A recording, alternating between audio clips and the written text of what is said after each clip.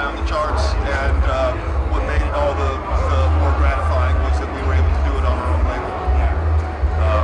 When we started Weathermaker, it was more of an experiment than anything else, and we've learned a lot over the years. We put out some records, some have done better than others, and Earth Rocker was sort of a culmination of all the things we learned up until this point. Big festivals like this when you play, you still do like the smaller clubs and stuff. Do you approach the mentality of coming into a show like this? Do you approach it any differently? Sure. When you make the set list, some songs are going to translate better to a festival environment. Okay. The other part of that is oftentimes festival sets are shorter than your normal set time. So, for instance, today we've only got a half hour. It happened to be my turn to make the set list today, so I kind of made a condensed version of what we've been doing, focusing mostly on new songs, and there's a couple classics in there too.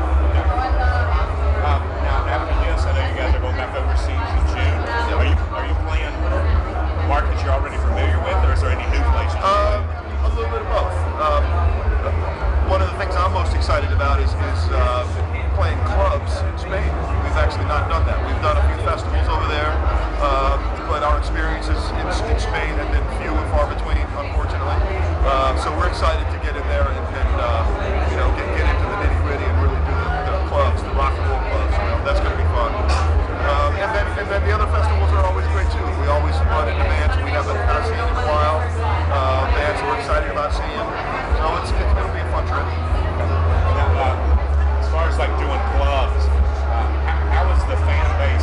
How do they compare to like the U.S. when you play here? I mean, they probably don't get to see you as often. I don't know if they're more rabid or just. I mean, how would you compare the two markets? Well, I think that in general, the folks who come see you at a club are going to be a little more maybe familiar with the music and probably maybe more intense of a fan in some ways. Festivals are cool because there's a huge population of people out there who have not heard your music before. So that's a different kind of a dynamic, and you play differently.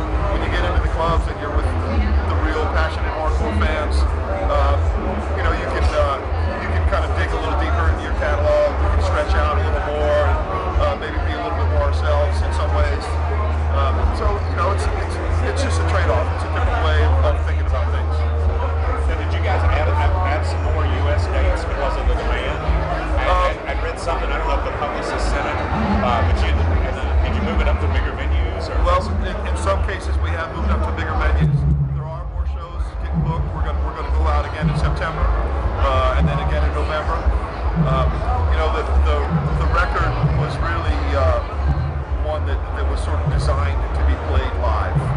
The songs lend themselves to the live environment, so I suspect we'll be touring on Earth Rocker for months to come. Because you stay out on the road seems like forever.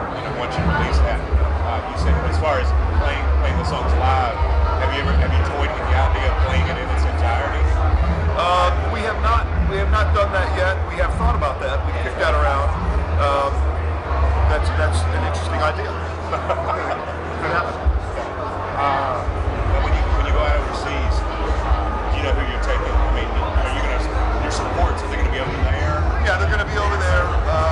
It'll be sort of a mixed bag. One of the bills that I'm especially excited about is going to be Clutch, The Sword, and Red Fang, and we'll do a couple shows with that package.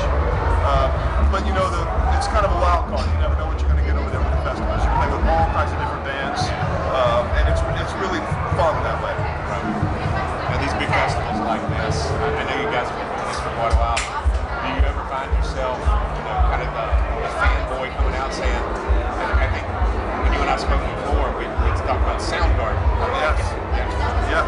You catch yourself in some of these shows, kind of like, oh my God, because I know last night some of the established bands, even the younger bands, but even some of the established were really excited about Korn and seeing them. So I was just wondering, if you ever. Yeah, that happens sometimes. We had an opportunity to be on the same festival with Soundgarden last year. You and I spoke about that. That was really great. I'm a fan of the band, and especially a fan of